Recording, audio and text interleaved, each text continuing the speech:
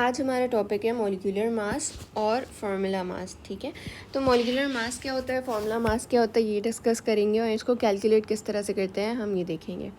सबसे पहले हमने ये देखा था लास्ट टाइम जब हमारे पिछले लेक्चर्स में हमने देखा था कि एटम और मॉलिक्यूल में क्या डिफरेंस होता था। तो सपोज़ अगर मैं कहती हूँ कि मेरे पास वाटर का एक मॉलिक्यूल है तो इसका मतलब मेरे पास H2O का एक मॉलिक्यूल है।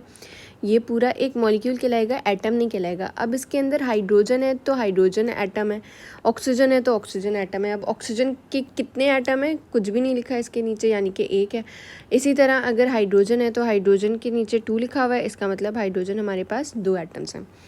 सही। अच्छा, अब देख लेते हैं मॉलिक्यूलर मास क्या होता है। ये जो पूरा फार्मूला लिखा हुआ है ना हमारे पास, ये कहलाता है मॉलिक्यूलर फार्मूला। सही। तो इसका जो भी मास होगा, इसका जो भी वेट होगा, वो क्या कहलाएगा, मॉलिक्यूलर फार्मूला मास। ठीक, या तो फिर मॉलिक्यूलर मास कहलाएगा। अच्छा, अब आगे देखते हैं क्या होता है ये। The molecular mass is the sum of atomic masses of all the atoms present in one molecule. अब मैंने अभी ये बताया था कि H2O एक मॉलिक्यूल है, इसके अंदर जितने भी एटम्स प्रेजेंट होंगे सबके मास को हम एडअप कर लेंगे। अब इसको करके देखते हैं कि किस तरह से होता है। आगे इन्होंने एग्जांपल बताई हुई है, कार्बन डाइऑक्साइड का 44 होता है और H2O का 18 होता है। अब ये H2O का 18 किस तरह से आया है ये कैलकुलेट कर लेते हैं यहीं पे साइड पे थोड़ा सा। कि अगर सपोज़ मैं कहती हूँ कि मेरे पास H2O का एक मॉलिक्यूल है तो इसमें हाइड्रोजन है और ऑक्सीजन है।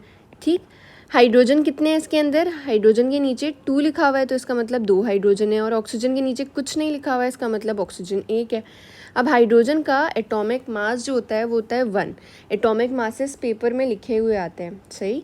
और अगर देखना चाहें तो पीरियोडिक टेबल है पेज नंबर 52 पे आई गेस, तो वहाँ से हेल्प ले सकते हैं फ़िलहाल के लिए, वरना पेपर में लिखे हुए आएंगे।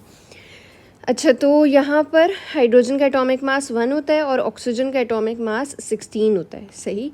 अब इनको आपस में मल्टीप्लाई कर देंगे तो 2 1 ज़ा 2 हो जाएगा, 16 1 ज़ा 16 हो जाएगा। 16 और 2 को ऐड करेंगे तो हमारे पास 18 आ जाएगा।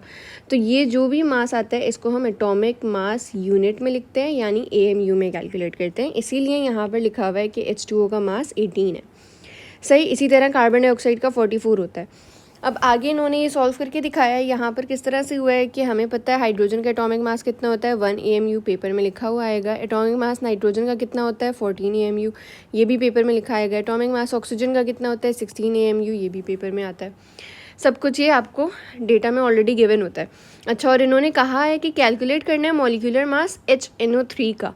तो HNO3 का किस तरह से फाइंड करेंगे, इन्होंने दूसरा तरीका किया हुआ है। हम चाहें तो इसी तरीके से भी कर सकते हैं और बाकी इस तरीके से भी कर सकते हैं। इसको देख लेते हैं किस तरह से किया है। कि हमारे पास यहाँ पर हाइड्रोजन है, हाइड्रोजन के नीचे कोई भी नंबर नहीं लिखा हुआ, जब कुछ नहीं होता तो 1 होता है, तो यहाँ पर 1 आ गया। आगे से हम एटॉमिक मास ऑफ हाइड्रोजन से मल्टीप्लाई करवा देंगे, तो हमें पता है एटॉमिक मास हाइड्रोजन का कितना होता है 1 होता है, तो इसीलिए हमने इसको 1 से मल्टीप्लाई करवा दिया।